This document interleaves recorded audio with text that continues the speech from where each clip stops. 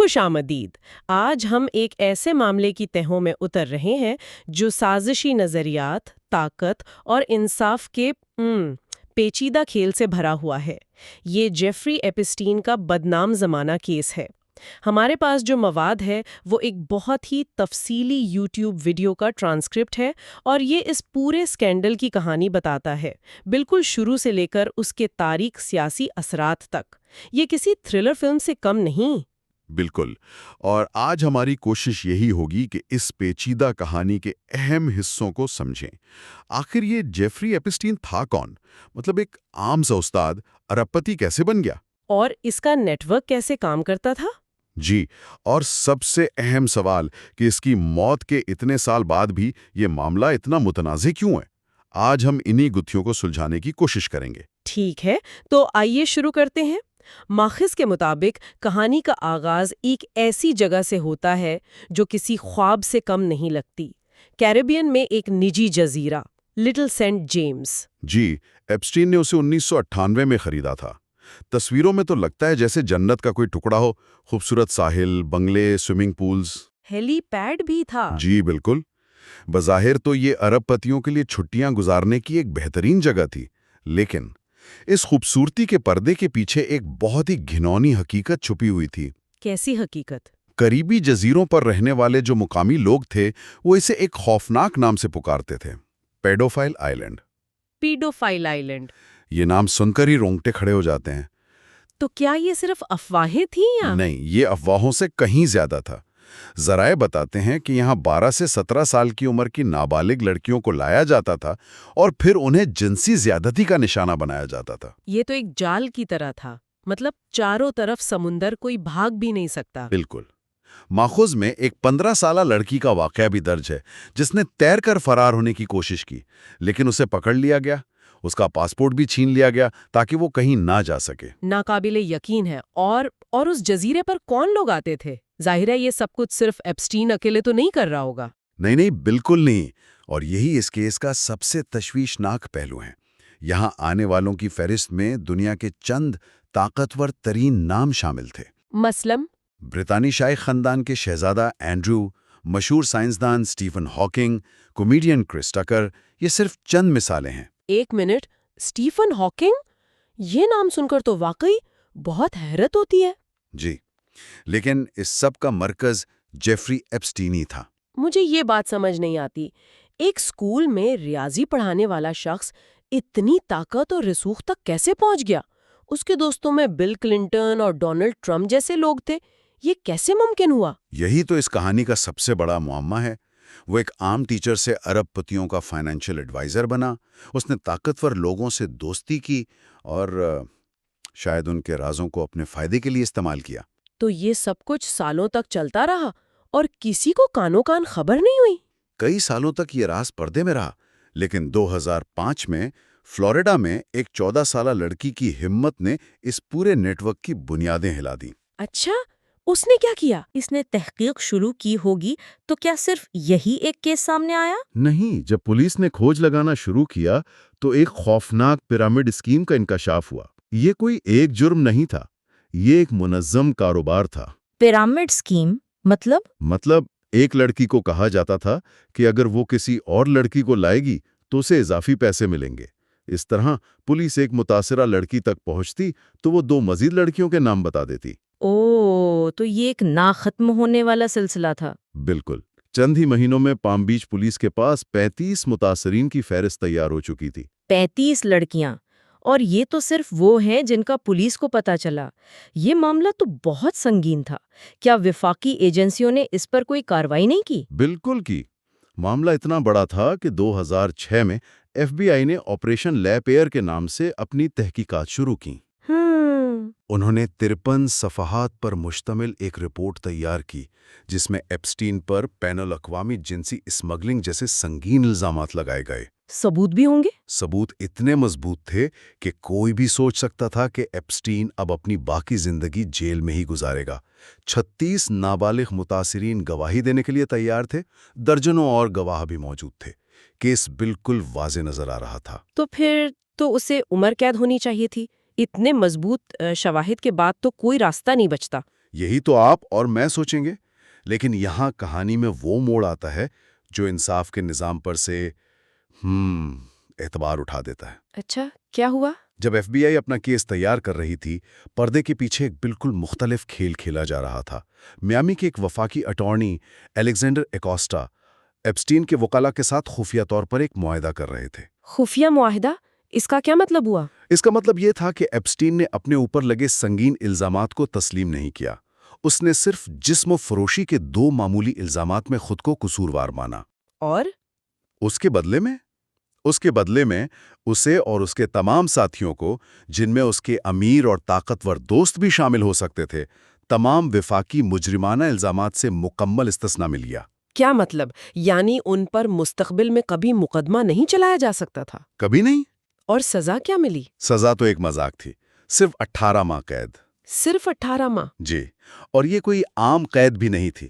اسے جیل کے ایک پرائیویٹ حصے میں رکھا گیا، جہاں سے اسے ہفتے میں 6 دن روزانہ 12 گھنٹے کے لیے اپنے دفتر جانے کی اجازت تھی۔ کیا وہ تو صرف رات کو سونے کے لیے جیل واپس آتا تھا؟ بالکل، اور تو اور سزا پوری ہونے سے 5 ماہ پہلے ہی اسے رہا بھی کر دیا گیا۔ یہ تو انصاف کا قتل ہے۔ کیا متاثرین کو اس ڈیل کے بارے میں بتایا گیا تھا؟ سب سے چونکا دینے والی بات یہی ہے، یہ معاہدہ مکمل طور پر خفیہ رکھا گیا۔ متاثرین کو، جن کے بیانات پر یہ پورا کیس کھڑا تھا، انہیں اندھیرے میں رکھا گیا، جو کہ امریکی قانون کی صریح خلاف ورزی ہے۔ انہیں تو پتہ ہی نہیں چلا۔ انہیں تب پتہ چلا جب سب کچھ ہو چکا تھا۔ اور یہ الیگزینڈر ایکوسٹا جس نے یہ ڈیل کروائی، اس کا کیا بنا؟ یہاں طاقت کے گٹ جوڑ کی ایک اور مثال سامنے آتی ہے۔ یہی الیگزینڈر ایکوسٹا بعد میں ڈونلڈ ٹرمپ کی کابینہ میں وزیر محنت بنے۔ اور ٹرمپ تو ایپسٹین کے پرانے دوستوں میں سے تھے۔ جی، ماخذ اسی نقطے پر زور دیتا ہے کہ یہ نیٹ ورک کس طرح کام کرتا ہے۔ ایک طاقتور شخص دوسرے کو بچاتا ہے اور پھر اسے اس کا انعام ملتا ہے۔ تو ایپسٹین رہا ہو گیا اور سب کچھ ختم ہو گیا؟ کیا کسی نے اس ناانصافی کے خلاف آواز نہیں اٹھائی؟ ایسا لگتا ہے جیسے ولن جیت گیا اور کہانی ختم ہو گئی۔ ایسا ہی لگ رہا تھا۔ کئی سالوں تک یہ معاملہ دبا رہا، لیکن ایک شخص تھا جو اسے بھولا نہیں تھا۔ میامی ہیرالڈ کی ایک تحقیقاتی صحافی جولی کے براؤن۔ اچھا۔ انہوں نے اس کیس پر سالوں تک تحقیق کی، متاثرین سے بات کی، دستاویزات کھنگالیں، اور نومبر 2018 میں پرورژن آف جسٹس کے نام سے رپورٹس کی ایک تہلکہ خیز سیریز شائع کی۔ اور ان رپورٹس کا کیا اثر ہوا؟ انہوں نے پونے میوٹا میں ایک طوفان برپا کر دیا۔ جولی نے نہ صرف ایپسٹین کے جرائم کو دوبارہ بے نقاب کیا، بلکہ یہ بھی بتایا کہ کس طرح انصاف کے نظام نے اسے بچایا تھا۔ تو عوام میں غصہ پیدا ہوا ہوگا؟ شدید غصہ، اور اس کیس کو دوبارہ کھولنے کا مطالبہ زور پکڑ گیا۔ اسی عوامی دباؤ کے نتیجے میں جولائی 2019 میں ایپسٹین کو دوبارہ گرفتار کر لیا گیا۔ اس بار تو الزامات زیادہ سنگین ہوں گے۔ جی ہاں، اس بار الزامات براہ راست جنسی سمگلنگ کے تھے اور اسے 45 سال تک قید ہو سکتی تھی۔ اس بار کوئی خفیہ ڈیل کا امکان نہیں تھا۔ تو لگ رہا تھا کہ آخرکار انصاف ہو کر رہے گا۔ بالکل، لیکن پھر کہانی کا سب سے بڑا اور سب سے تاریک موڑ آیا۔ 10 اگست 2019 کو مقدمہ شروع ہونے سے پہلے ہی جیفری ایپسٹین کو نیو یارک کی جیل میں اس کی کوٹری میں مردہ پایا گیا۔ مردہ؟ کیسے؟ سرکاری طور پر اسے خودکشی قرار دیا گیا، لیکن تقریباً کسی نے بھی اس بات پر یقین نہیں کیا۔ کیوں؟ جیل کے کیمرے خراب تھے، گارڈ سو رہے تھے، اور اس کے سیل میٹ کو عین اسی دن وہاں سے ہٹا دیا گیا تھا۔ یہ تو بہت مشکوک ہے۔ بالکل، ان حالات نے بے شمار سازشی نظریات کو جنم دیا۔ انٹرنیٹ پر ایپسٹین ڈڈنٹ کل ہمسیلف کا نعرہ ایک میم بن گیا، جو اس بات کی علامت تھا کہ لوگوں کو نظام پر بالکل بھروسہ نہیں رہا۔ اور ظاہر ہے الزام تراشی کا کھیل بھی شروع ہو گیا ہوگا۔ فوراً ٹرمپ کے حامیوں نے اس کی موت کا الزام بل کلنٹن پر لگانا شروع کر دیا، یہ کہتے ہوئے کہ ایپسٹین کلنٹن کے راز فاش کرنے والا تھا۔ یہاں سے یہ معاملہ ایک مجرمانہ کیس سے زیادہ ایک سیاسی ہتھیار بن گیا۔ ماخذ اس سیاسی پہلو کے بارے میں ایک دلچسپ بات کرتا ہے نا؟ ایک فرضی مستقبل کے منظر نامے کے بارے میں۔ جی، وہ ایک فرضی منظرنامہ پیش کرتا ہے، یہ سمجھانے کے لیے کہ اس کیس کو سیاسی فائدے کے لیے کیسے استعمال کیا جا سکتا ہے۔ وہ کہتا ہے کہ فرض کریں ڈونلڈ ٹرمپ 2024 کے انتخابات میں وعدہ کرتے ہیں کہ وہ صدر بن کر تمام ایپسٹین فائلز اور اس کی کلائنٹ لسٹ کو عوام کے سامنے لائیں گے، اور اسے ڈیموکریٹس کے خلاف استعمال کرتے ہیں۔ جی، خاص طور پر کلنٹن کے خلاف ایک بڑے ہتھیار کے طور پر۔ اور پھر فرضی طور پر الیکشن جیتنے کے بعد کیا ہوتا ہے؟ ایک ڈرامائی یو ٹرن۔ جیتنے کے بعد ٹرمپ انتظامیہ کا محکمہ انصاف اعلان کرتا ہے کہ ایسی کوئی کلائنٹ لسٹ موجود ہی نہیں ہے اور کوئی فائل جاری نہیں کی جائے گی۔ اور ٹرمپ خود کیا کہتے ہیں؟ ٹرمپ خود اس معاملے کو بورنگ اور ڈیموکریٹک پارٹی کا دھوکہ قرار دے دیتے ہیں۔ لیکن وہ ایسا کیوں کریں گے؟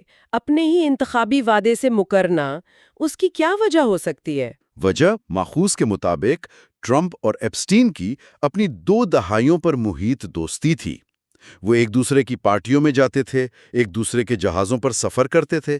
کئی متاثرین اور گواہوں نے ٹرمپ کو ان پارٹیوں میں دیکھنے کا دعویٰ کیا تھا۔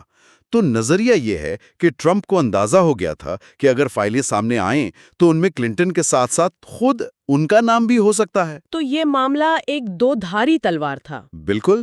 تو حقیقت میں ان فائلوں کا کیا بنا؟ کیا عوام کے دباؤ پر کچھ جاری کیا گیا؟ عوامی دباؤ اتنا بڑھا کہ امریکی کانگریس نے ایک بل پاس کیا جس کے تحت محکمہ انصاف کو کچھ فائلیں جاری کرنی پڑیں۔ لیکن جب وہ فائلیں سامنے آئیں تو زیادہ تر لوگوں کو مایوسی ہوئی۔ کیوں؟ کیا ان میں کچھ نہیں تھا؟ ان میں بہت کچھ تھا، لیکن زیادہ تر معلومات ہیویلی ریڈیکٹڈ تھیں۔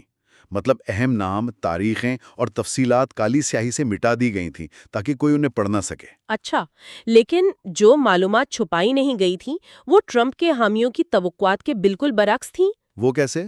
سب کلنٹن کا نام ڈھونڈ رہے تھے، لیکن بار بار نام ڈونلڈ ٹرمپ کا سامنے آ رہا تھا۔ اچھا، جیسے کہ؟ مثال کے طور پر فلائٹ لاگ سے پتا چلا کہ ٹرمپ نے کم از کم 8 بار ایپسٹین کے پرائیویٹ جہاز پر سفر کیا، جس کا وہ ہمیشہ انکار کرتے رہے۔ ایک ای میل میں ایپسٹین نے خود لکھا کہ ٹرمپ کو لڑکیوں کے بارے میں معلوم تھا، لیکن وہ خاموش رہا۔ اور مؤخذ میں ایک لیموزین ڈرائیور کی گواہی کا بھی ذکر ہے، وہ کیا تھا؟ وہ شاید سب سے دھماکہ خیز انکشاف تھا۔ ایک لیموزین ڈرائیور نے ایف بی آئی کو بتایا کہ اس نے 1995 میں ٹرمپ کو فون پر ایک لڑکی کے ساتھ زیادتی کے بارے میں بات کرتے سنا تھا۔ کیا؟ جی، اور بعد میں اسی ڈرائیور کی ملاقات ایک خاتون سے ہوئی جس نے دعویٰ کیا کہ ٹرمپ اور ایپسٹین نے میرا ریپ کیا تھا۔ اس کے علاوہ جیل سے ایپسٹین کے دستخط والا ایک خط بھی ملا جس میں لکھا تھا، ہمارے صدر یعنی ٹرمپ بھی ہماری طرح جوان لڑکیوں کو پسند کرتے ہیں۔ یہ تو بہت سنگین الزامات ہیں۔ محکمہ انصاف نے ان پر کیا کارروائی کی؟ دلچسپ بات یہ ہے کہ محکمہ انصاف نے، جو ٹرمپ کے ماتحت تھا، ان تمام الزامات کو بغیر کسی تفصیلی رپورٹ کے جھوٹا اور خط کو جعلی قرار دے کر مسترد کر دیا۔ تو مطلب وہ ایک غیر جانبدار ادارے کے بجائے ٹرمپ کے ذاتی وکلا کی طرح کام کرتے نظر آئے۔ ماخذ کے مطابق بالکل ایسا ہی ہے۔ وہ ٹرمپ جو کل تک ایپسٹین فائلز کو سیاسی ہتھیار بنا رہے تھے، اب خود اس میں بری طرح پھنس چکے تھے۔ تو آج ہم کہاں کھڑے ہیں؟ اتنے سالوں، اتنی تحقیقات اور اتنے انکشافات کے بعد کیا ہم سچائی کے قریب پہنچے ہیں؟ سچ تو یہ ہے کہ ہم ابھی بھی سچائی سے بہت دور ہیں۔ تقریباً 10 لاکھ سے زیادہ دستاویزات ابھی تک خفیہ ہیں۔ اور جو فائلیں جاری کی گئی ہیں ان میں بھی اہم ترین معلومات جیسے کہ کلائنٹس کے نام چھپا دیے گئے ہیں۔ وہ بلیک بک یا کلائنٹ لسٹ جس کا سب کو انتظار ہے، وہ آج تک سامنے نہیں آئی۔ تو کیا یہ راز کبھی سامنے نہیں آئے گا؟ یہاں سوچنے کے لیے ایک آخری اور بہت پریشان کن نقطہ ہے۔ ماخوذ بتاتا ہے کہ جن دستاویزات کو ریڈیکٹ کیا گیا، یعنی جن پر کالی سیاہی پھیری گئی، وہ کام اتنی بری طرح سے کیا گیا ہے کہ فوٹو شاپ جیسے عام سافٹ ویئر سے اس کالی پٹی کے پیچھے چھپے الفاظ کو پڑھا جا سکتا ہے۔ کیا واقعی آپ بس اس حصے کو کاپی کر کے کسی اور فائل میں پیسٹ کریں اور سب کچھ نظر آ جاتا ہے؟ جی۔ تو یہ نااہلی ہے یا پھر کچھ اور؟ یہ تو ایسا ہے جیسے وہ کہہ رہے ہوں کہ ہاں، ہم چھپا رہے ہیں اور تم ہمارا کچھ نہیں بگاڑ سکتے۔ آپ نے بالکل صحیح کہا، اور یہی وہ سوال ہے جو یہ پورا معاملہ ہمارے سامنے چھوڑ جاتا ہے۔ اصل سوال صرف یہ نہیں ہے کہ جیفری ایپسٹین کی فہرست میں کس کس کا نام ہے۔ تو پھر اصل سوال کیا ہے؟ اصل سوال یہ ہے کہ ہمارا انصاف کا نظام، چاہے وہ امریکہ کا ہو یا کسی اور ملک کا ہو، اتنے طاقتور لوگوں کے رازوں کو کیوں اور کیسے محفوظ رکھتا ہے؟ اور کیا وہ یہ راز اتنے غرور اور لاپرواہی سے اس لیے چھپاتے ہیں کیونکہ وہ جانتے ہیں کہ ان کا کوئی کچھ نہیں بگاڑ سکتا؟